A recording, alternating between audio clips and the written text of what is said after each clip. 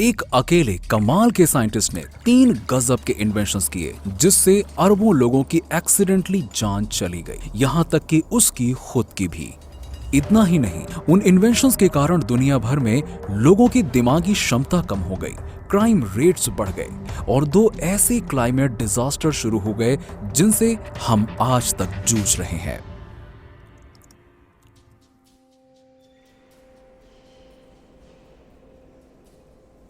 साल 1944। पैटरसन ने अभी अभी अपनी केमिस्ट्री में मास्टर्स की ही थी कि उन्हें मैनहट्टन प्रोजेक्ट के लिए बुलाया गया, पहला न्यूक्लियर वेपन बनाने का मौका।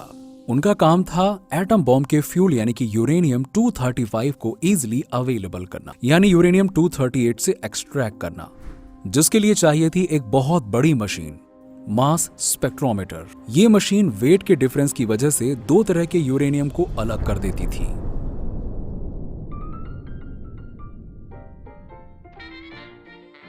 वर्ल्ड वॉर 2 के बाद पैटरसन जब अपनी पीएचडी कंप्लीट करने घर लौटे तो उन्होंने मैनहट्टन से सीखे स्पेक्ट्रोमीटर के एक्सपीरियंस के बेस पर एक सब्जेक्ट चूज किया, पृथ्वी की उम्र पता करना।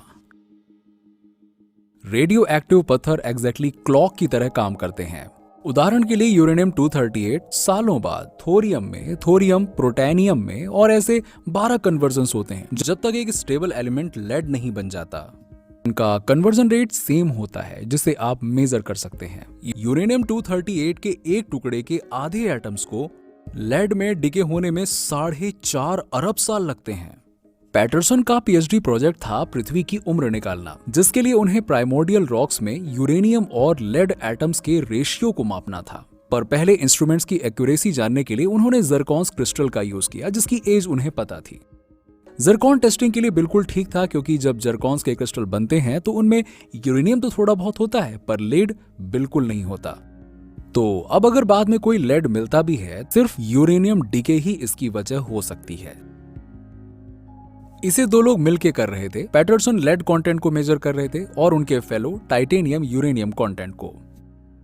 टिल्टन की फाइंडिंग्स ठीक थी, जैसा सोचा था वैसा ही था, पर पैटरसन के मेजरमेंट में जैसा उन्होंने सोचा था उससे कहीं गुना ज्यादा लेड मिल रहा था। Take George's uranium and my lead. Not right, Patterson. There was lead there that didn't belong there.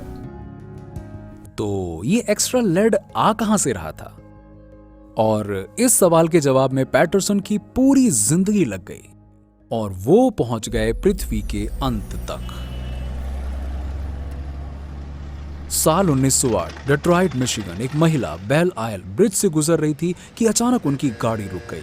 मदद के लिए पीछे से एक शख्स आया। इन दिनों कार को स्टार्ट करने के लिए एक हत्थे को घुमाना पड़ता था। वो झुका और उसने हत्थे को घुमाना शुरू किया। इंजन स्टार्ट हो गया, लेकिन ये सब कुछ इतनी जल्दी हुआ कि उसे पीछे हटने का मौका ही नहीं मिला, जिसकी वजह से हत्था उसके मुंह में लग गया और उसका जॉ टूट गया। उस चोट की वजह से उसकी मौत हो गई। इस शख्स का नाम बैरन कार्टर था, जिसकी खुद की एक कार कंपनी थी, तो वो इस प्रॉब्लम से अच्छी तरह से रूबरू थे। उन्होंने अपने करीबी दोस्त कैडली के को-फाउंडर हेनरी लेलैंड को इसके बारे में बताया। लेलैंड पर बैरन की मौत का इतना गहरा असर हुआ कि उन्होंने ठान लिया कि वो अपने व्हीकल से इस हत्थे को हटा कर रहेंगे। उन्होंने चार्ल्स कैटरिंग को एक सेल्फ स्टार्ट होने वाली कार बनाने का काम सौंपा और चार्ल्स ने 1911 तक एक प्रोटोटाइप बना लिया। Cranking was difficult and dangerous, and best left to men. But a car that started itself changed everything. बिना हत्थे वाली दुनिया की पहली कार थी कैडलिक मॉडल 30 और ये किसी भी कार से कहीं ज्यादा पावरफुल थी। इसकी top speed 72 kilometre per hour और पावर 40 हॉर्स पावर तक थी, दुगना फोर्ड मॉडल टी से। मॉडल 30 एक बहुत बड़ी सक्सेस थी कैडिलैक के लिए, जिससे कंपनी की सालाना सेल्स दुगनी हो गई। लेकिन इसमें एक प्रॉब्लम थी, इसकी आवाज काफी ज्यादा थी। इंटरनल कंबशन इंजन में पिस्टन से एयर और गैस का मिक्सचर कंप्रेस होता है, फिर एक स्पार्क प्लग से मिक्सचर को इग्नाइट किया जाता है और गर्म होने से गैस एक्सपैंड होती है और पिस्टन नीचे चला जाता है। मॉडल 30 के साथ समस्या ये थी कि वो फ्यूल एयर के मिक्सचर को कुछ ज्यादा ही कंप्रेस कर देता था। सो इससे क्या होता कि उसमें जल्दी से आग लग जाती थी, यानी कि बिना स्पार्क प्लग के ही आग लग जाती, जिसकी वजह से क्या होता कि परफेक्टली टाइमली एक्सप्लोजन की जगह इरेगुलर बस्ट मिलते और इंजन में टर्बुलेंट प्रेशर वेव्स क्रिएट होती और इसकी वजह से एक तेज आवाज निकलती और इस तेज आवाज को कहते हैं नॉकिंग। इससे सिर्फ कान ही दर्द नहीं करते थे, इंजन की परफॉर्मेंस पर भी बुरा असर पड़ता। इससे फ्यूल एफिशिएंटली यूज नहीं होता और कार की पावर घटती और वाइब्रेशन से पिस्टन और इंजन डैमेज हो जाते थे। ओवरऑल देखा जाए तो इससे इंजन की उम्र घट जाती थी। पर अच्छी बात यह है कि किसी अलग तरीके के फ्यूल के इस्तेमाल से नॉकिंग रोका जा सकता है। जलने से पहले कोई भी फ्यूल पहले अलग अलग कंप्रेशन की मात्रा झेल सकता है। उदाहरण के लिए देखें तो एन-हेप्टेन काफी कम प्रेशर पर स्पॉन्टेनियसली जल जाता है। वहीं दूसरी तरफ अगर देखें तो आइसो-ऑक्टेन एन-हेप्टेन के मुकाबले कहीं ज्यादा प्रेशर झेलने के बाद जलता है, तो इससे नॉकिंग के चांसेस कम हो जाते हैं। फ्यूल कितना कंप्रेशन झेल सकता है, साइंटिस्ट ने इसे मेजर करने के लिए एक ऑक्टेन रेटिंग सिस्टम बनाया है, जिसमें उन्होंने ऑक्टेन को 100 की और एन-हेप्टेन को 0 की रेटिंग दी है। अब रियल लाइफ में फ्यूल सिर्फ इन 2 कंपाउंड से तो नहीं बनते हैं, उनमें कई सारे हाइड्रोकार्बन्स होते हैं, पर ऑक्टेन सिस्टम हमें बताता है कि एन-हेप्टेन और ऑक्टेन के कौन से मिक्सचर सेम कंप्रेशन झेल सकते हैं। उदाहरण के लिए 98% ऑक्टेन फ्यूल 98% ऑक्टेन और 2% हेप्टेन जितना कंप्रेशन झेल सकता है। अब मैं थोड़ा सा 98% ऑक्टेन लेता हूं और इसको डालता हूं मैं इसमें पिस्टन में, और फिर जब मैंने इसे चलाया और यहां पे तो कुछ भी नहीं हुआ जो एक्सपेक्टेड था, क्योंकि ये फ्यूल काफी प्रेशर झेल सकता है। डीजल की रेटिंग है 28 ऑक्टेन, इसका मतलब 20% ऑक्टेन एंड 80% एन-हेप्टेन जितना कंप्रेशन झेल सकता है। तो मैं थोड़ा सा डीजल इसमें डालता हूं और फिर देखते हैं इसमें क्या होता है।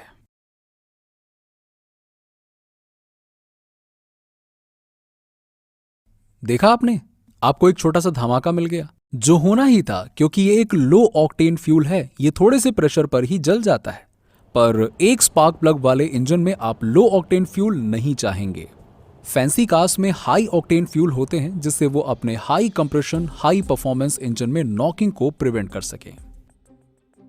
कैटरिंग एक ऐसा सब्सटेंस ढूंढ रहे थे जिससे वो आम फ्यूल के साथ मिलाकर उसकी ऑक्टेन रेटिंग बढ़ा सकें और हाई कंप्रेशन इंजन्स में नॉकिंग रोक सकें। सो इस काम के लिए उन्होंने 27 साल के इंजीनियर थॉमस मिजली जूनियर को हायर किया।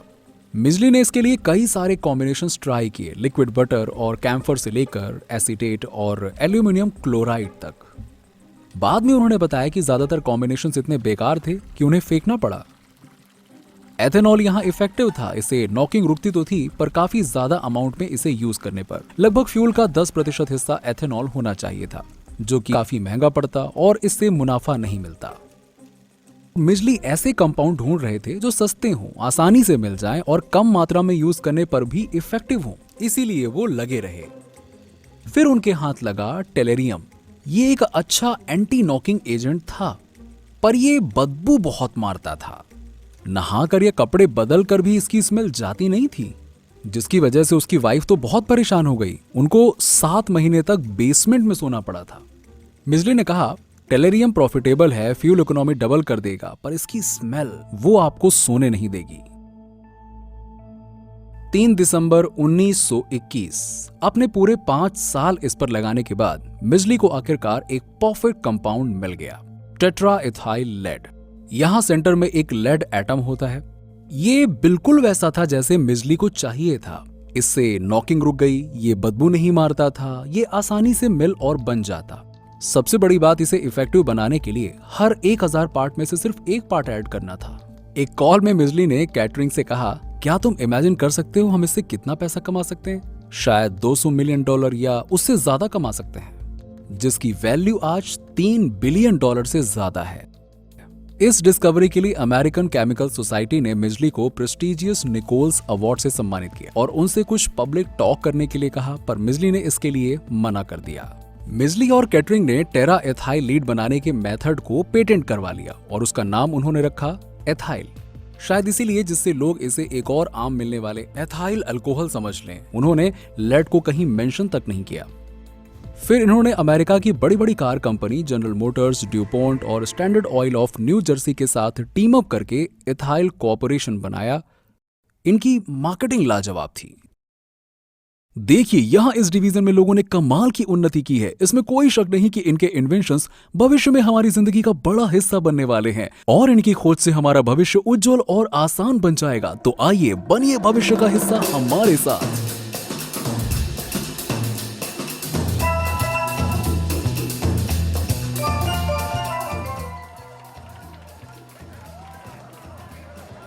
1923 की इंडियानापोलिस 500 रेस में तीनों विनर्स की कार में इथाइल ही था। तो एथिल की डिमांड अब बढ़ने लगी थी। बढ़ती डिमांड के चलते एथिल कॉरपोरेशन को न्यू जर्सी में एक नया केमिकल प्लांट लगाना पड़ा और यहां चीजें ठीक नहीं हुई। सिर्फ 2 महीने के अंदर ही दर्जनों मजदूर लेड पॉइजनिंग के शिकार हो गए, 5 की तो मौत भी हो गई। कुछ दिनों बाद पब्लिक को शांत रखने के लिए मिजली ने एक प्रेस कॉन्फ्रेंस की और सबके सामने टेट्रा एथिल लेड को अपने हाथ पर डाल लिया और उसे 1 मिनट तक इनहेल भी किया। उनका दावा था वो ऐसा रोज कर सकते हैं बिना किसी नुकसान के, लेकिन मिजली को खतरे का अंदाजा था। उन्होंने ऐसा इसलिए कहा था क्योंकि उन्होंने अपना बहुत सारा टाइम 1923 में फ्लोरिडा में बताया था, जहां वो खुद लेड पॉइजनिंग से रिकवर हो रहे थे, जबकि वो तो फैक्ट्रीज में कभी भी गए ही नहीं थे। ये लेड जानलेवा होता है, भले ही कम मात्रा में ही हो। ये कैल्शियम की तरह बिहेव करता है, इसीलिए इससे छुटकारा पाना मुश्किल है। ये कैल्शियम की तरह हमारी बोन्स में कई सालों तक जमा रह सकता है। भले ही शुरुआत में कोई असर न दिखे, पर आपकी बॉडी पर असर पड़ता रहता है। बॉडी में सबसे ज्यादा लेड सेंसिटिव ऑर्गन है ब्रेन। लेड एक्सॉन्स को कवर करने वाली माइलिन शीट्स को नष्ट कर देता है, जिससे न्यूरोट्रांसमीटर्स रिलीज नहीं हो पाते। इसीलिए नॉर्मली लेड पॉइजनिंग में सरदर्द, मेमोरी लॉस और हाथ पैरों में झंझनाहट महसूस होने जैसे सिम्टम्स शामिल होते हैं। छोटे बच्चे इनका पहला शिकार बनते हैं। लेड के संपर्क में आने से जिंदगी भर के लिए लर्निंग और बिहेवियरल डिसऑर्डर हो सकते हैं। और सबसे बड़ी बात, लेड के ये डेंजर्स हम सदियों से जानते हैं। 1786 में बेंजामिन फ्रैंकलिन ने भी कहा था कि हम लेड कुछ ज्यादा ही यूज कर रहे हैं काफी समय से, ये जानते हुए कि वो कितना खतरनाक है। उनका मानना था कि जिन तथ्यों को हम आज अपनी जिंदगी में लागू करते हैं कि वो बहुत अच्छे हैं, वो तो हमें सदियों से पता थे, पर हमने कभी उन्हें माना नहीं। उनके लिए ये सोचना भी बेवकूफी थी कि 150 साल बाद साइंटिस्ट लेड को मशीन्स में फ्यूल के तौर पे यूज करेंगे। MIT, हार्वर्ड, येल और US हेल्थ सर्विसेज के डॉक्टर्स और हेल्थ ऑफिशियल्स ने मिजली को एक लेटर लिखा। उन्होंने मिजली को लेड के टन्स ऑफ साइड इफेक्ट्स गिनाए और पब्लिक हेल्थ के लिए इसका प्रोडक्शन बंद करने को कहा, लेकिन उनकी एक भी नहीं सुनी गई। ये प्रोटोटाइप हमें दर्शाता है कि गैसोलीन बनाने के लिए कितनी सटीक मात्रा में ट्राई एथिल को डाई में मिलाना होता है। लोग जानते थे कि ज्यादा लेड उनकी सेहत के लिए अच्छा नहीं है, पर भला थोड़ा सा लेड आपको क्या ही नुकसान पहुंचा सकता है। 1950 तक दुनिया भर में लाखों करोड़ों लोग अपनी गाड़ियों से जानलेवा लेड को एयर में छोड़ रहे थे। इसी एयर में से कुछ लेड पेंडनसन के जिरकॉन्स क्रिस्टल्स पर आ गए थे और उनके एक्सपेरिमेंट्स के डेटा को खराब कर दिया। 1952 में पैटरसन कैलटक में शिफ्ट हो गए। वहां उन्होंने एक नई लैब बनाने का सोचा। इस बार एनवायरमेंट एक्सपेरिमेंट को खराब ना करे, इसलिए उन्होंने वॉल से वायर तक निकाल दिए, क्योंकि वायर्स के सोल्डर्स में लेड होता है। वो रोज बेंचेस और फ्लोर अमोनिया से साफ करते और खास ध्यान रखते कि हवा सिर्फ अंदर से बाहर जाए, इसका उल्टा ना हो। वो अंदर जाने के लिए एक प्लास्टिक सूट का इस्तेमाल करते थे। उन्होंने अपने एफर्ट से क्लीन रूम का इन्वेंशन किया। रूम के अंदर इनकी नजर थी सौर मंडल के सबसे पुराने रॉक्स पर, मीटियोरॉइड्स पर। सभी ओरिजिनल रॉक्स जिन्होंने पृथ्वी को शक्ल दी थी वो टेक्टोनिक एक्टिविटीज की वजह से नष्ट हो चुके थे, लेकिन मीटियोरॉइड्स वो आते हैं स्पेस से। वो अर्थ के साथ लगभग एक ही समय पर बने थे। वो स्पेस में टेक्टोनिक एक्टिविटीज से बचे रहे और एक वक्त पर पृथ्वी से टकरा गए और पैटरसन को मिल गए। तो पृथ्वी की सही उम्र जानने का सबसे अच्छा तरीका है मीटियोरॉइड्स की उम्र का पता लगाया जाए। पैटरसन ने 3 अलग अलग रेडियो एक्टिव डेटिंग टेक्निक से 5 मीटियोरॉइड्स की उम्र निकाली और सबकी एज सेम ही निकली, 4.55 बिलियन ईयर्स। ये नंबर पृथ्वी की आज की एक्सेप्टेड वैल्यू से बस 0.15% का ही अंतर रखती है। और पैटरसन के एक्सपेरिमेंट से पहले लोगों को लगता था कि पृथ्वी की उम्र 1 अरब साल है। तो पैटरसन ने वाकई में पृथ्वी की सही उम्र का पता लगा लिया था, लेकिन अभी भी वो अपने एक्सपेरिमेंट्स में अनवांटेड लेड को आने से रोक नहीं पा रहे थे। पब्लिक में अब लेड को लेकर चिंता लगातार बढ़ने लगी थी, जिसे बैकफायर करते हुए ऑल स्टैंडर्ड के प्रेसिडेंट ने कहा कि हम लेड जैसे वरदान, जिसने हमारी तरक्की में इतना योगदान दिया, उसे हम ऐसे तो नहीं छोड़ देंगे, बस हमें लगता है क्योंकि उससे थोड़ा बहुत नुकसान हो सकता है। एथिल कॉरपोरेशन के साइंटिस्ट ने क्लेम किया कि लेड हमारे एनवायरनमेंट का हिस्सा है, इसलिए हमें इससे कोई हानि नहीं हो सकती, तो डरने की बात नहीं है। पर साइंटिस्ट होते हुए पैटरसन खुद इसे क्रॉस चेक करने के लिए निकल गए और संयोग से इन्हें इसका तरीका भी पता था। उन्होंने समुद्रों से शुरुआत की। उनके अनुसार अगर आज इतना लेड नॉर्मल है तो बढ़ती गहराई के साथ लेड के कॉन्सेंट्रेशन में कोई बदलाव नहीं मिलना चाहिए, और अगर आज लेड पहले समय से ज्यादा है तो सरफेस पर लेड की मात्रा ज्यादा मिलनी चाहिए। पैटरसन ने पैसिफिक और अटलांटिक ओशियन में 4 किलोमीटर की गहराई तक लेड के सैंपल्स को लिया। उन्होंने यहां पाया कि सरफेस पर लेड लगभग 10 गुना ज्यादा था। लेड की मात्रा हाल ही में बढ़ना शुरू हुई है। सवाल तो यह है कि कब से। ये जानने के लिए पैटरसन अंटार्कटिका और ग्रीनलैंड गए। बर्फ में कैद एयर हजारों साल के वातावरण का कॉम्पोजिशन डेटा रखती है। इससे हमें पता चला कि लेड के लेवल्स तो पिछले 450 सालों से बढ़ रहे हैं। ये सब कुछ इंसानों की एक्टिविटीज का नतीजा है, जैसे ओट्स पिघलाकर मेटल्स अलग करना। इसमें आप ग्रीक साम्राज्य के शुरुआत और अंत को भी नोटिस कर सकते हैं। 13वीं शताब्दी में ब्लैक डेथ से मरे लाखों लोग, और ऑब्वियसली 20वीं सेंचुरी के इंडस्ट्रियलाइजेशन और टेट्रा एथिलीन लेड का असर तो साफ है ही। तो इससे आम लोगों की जिंदगी पर क्या असर पड़ा? पैटरसन ने हाल ही में मरे हुए अमेरिकन्स के टीथ और बोन्स में लेड कॉन्सेंट्रेशन को मेजर किया और उन्हें हजारों साल पहले मरी हुई पेरुवियन और इजिप्शियन से कंपेयर किया। क्योंकि वो 1600 साल पहले पृथ्वी पर थे, इसीलिए वो अपने जीवन में कम लेड में एक्सपोज हुए थे। पैटरसन ने आज के अमेरिकन्स में इन ममीज से 100 गुना ज्यादा लेड पाने की उम्मीद की थी, पर रिजल्ट से पता चला कि वो लगभग 1000 गुना ज्यादा था। तो 20वीं शताब्दी में इंसानों में अपने पूर्वजों से 1000 गुना ज्यादा लेड मौजूद था। बेबी टीथ पर की गई स्टडीज बताती हैं कि जितने लेड कॉन्सेंट्रेशन को सेफ माना जाता है, उससे भी पढ़ाई में दिक्कत, आईक्यू में गिरावट और व्यवहार में परेशानियां आती हैं। दुनिया भर में कई लोग इस बात पर सहमत हैं, सिर्फ लेड इंडस्ट्री और उनकी पीआर को छोड़कर, कि कम डोज में भी लेड इंसानों के लिए खतरनाक है।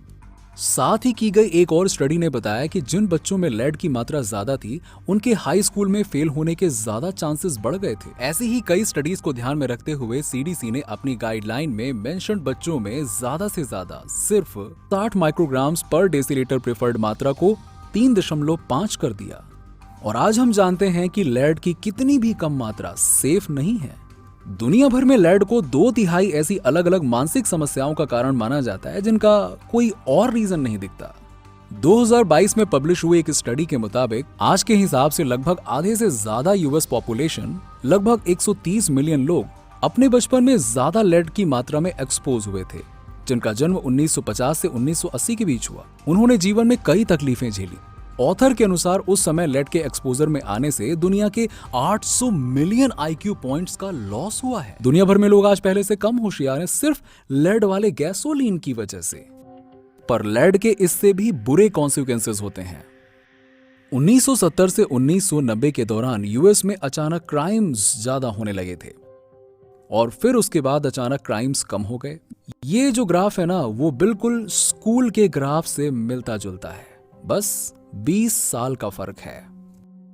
तो क्या यह हो सकता है कि ये क्राइम्स उन्हीं बच्चों ने किए थे जो बचपन में ज्यादा लेड में एक्सपोज हुए थे? ये कोइंसिडेंस लग सकता है, पर ये नहीं है, क्योंकि सिर्फ अमेरिका ही नहीं, ब्रिटेन, ऑस्ट्रेलिया और कनाडा में भी सेम ट्रेंड मिले हैं। ये तो हम जानते हैं कि लेड के एक्सपोजर और इंसानों के क्रोधित और खूंखार होने में कुछ तो कनेक्शन है। 340 टीनेजर्स पर की गई एक स्टडी से हमें पता चलता है कि जो टीनेजर्स किसी क्राइम के लिए अरेस्ट किए गए, उनकी बोन्स में लेड का एक्सपोजर ज्यादा था उनके मुकाबले जो किसी क्राइम में नहीं फंसे थे। हाँ, लेड पर ही पूरा दोष नहीं डाला जा सकता, पर इसका नोटिसेबल असर तो जरूर दिखता है। लेड से दुनिया भर में हर साल कितने लोग मरते हैं, ये पता लगाना थोड़ा मुश्किल है। लेड से इंसानों की आर्टरीज भी नैरो हो जाती हैं, जिसकी वजह से दिल से जुड़ी बीमारियां बढ़ जाती हैं। 2018 की एक स्टडी के मुताबिक यूएस में हर साल 2.5 लाख से ज्यादा लोग लेड की वजह से हुई कार्डियोवास्कुलर डिजीज से अपनी जान गंवा देते हैं। अगर रेट कांस्टेंट भी रखें तो अब तक सिर्फ यूएस में ही इसकी वजह से 25 लाख लोग मारे जा चुके हैं।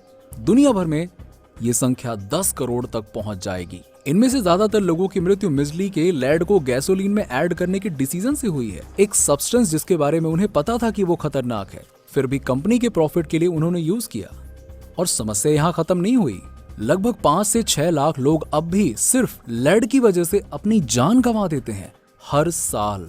2020 की यूनिसेफ रिपोर्ट के अनुसार दुनिया भर में हर 3 में से 1 बच्चे के, जो लगभग 80 करोड़ बच्चे होते हैं, उनके ब्लड में 5 ग्राम पर डेसीलीटर से ज्यादा लेड की मात्रा है। आजकल तो ये ज्यादातर लेड बैटरीज और इंडस्ट्रीज से आता है, पर अभी भी कुछ हिस्सा मिजली के इन्वेंशन से ही आता है। मिजली के एथल से मोटर इंडस्ट्री में धमाल मचाने के बाद उन्हें एक और इंजीनियरिंग प्रोजेक्ट सौंपा गया। जीएम सिर्फ कार्स नहीं बनाते थे, इस कंपनी में हाउस होल्ड आइटम्स भी बनते थे। इनके फ्रिजेस में प्रॉब्लम थी। एक्चुअली फ्रिजेस में जिन 2 गैसेस को एज अ रेफ्रिजरेंट यूज किया जा रहा था, मिथाइल फॉर्मेट और सल्फर डाइऑक्साइड, उनमें एक बहुत टॉक्सिक तो दूसरी बहुत ज्वलनशील थी। फिर मिजली ने इसके ऑल्टरनेटिव के लिए 1928 में इन्वेंट किया एक ऐसा रेफ्रिजरेंट जो टॉक्सिक और ज्वलनशील दोनों ही नहीं था, डाइक्लोरो डाइफ्लोरोमीथेन। जीएम ने इस नए प्रोडक्ट को फ्रीऑन कहा और अमेरिकन केमिकल सोसाइटी के सामने इसकी सेफ्टी प्रूफ करने के लिए मिजली ने इसे इनहेल किया और इसे कैंडल बुझाकर दिखाई।